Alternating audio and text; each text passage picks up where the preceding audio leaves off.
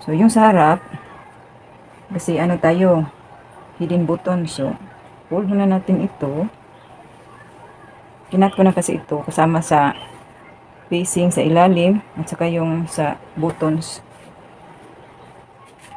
Sa may button banda. So, ang sukatin natin dito is dapat ito 1 1/4.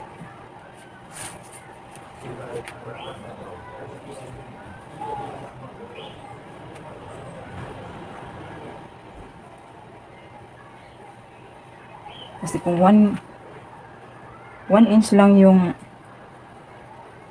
gawin nating pang allowance sa button, hirapan tayo sa paglagay sa button sa ilalim kasi hidden buttons to. Sa ilalim kasi mas maliit sa ilalim kaysa dito sa may pinakaharap. So, para madali yan, lansya natin yan. Para no need ka nang mag-pin kapag ka tinahina. So, ganyan. So, 1 1/4 yan. Yan, 1 1/4. Tapos, tanggalin natin to sa likod banda. Tapos, ganyan. Ito yung sundan natin.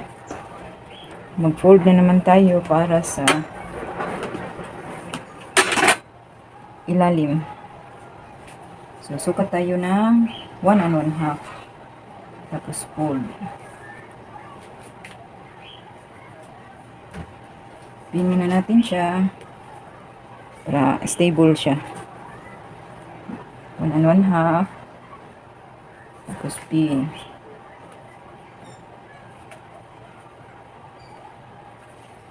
Sa pinakataas, 1 1/2.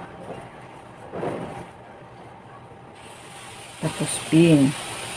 So, ang gagawin natin dyan, para madali lang siya sa pagtrabaho natin. Lansya na naman.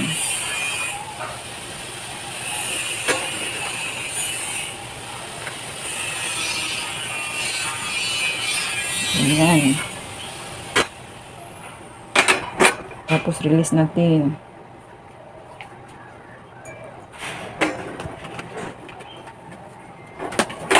Tapos fold na naman natin siya.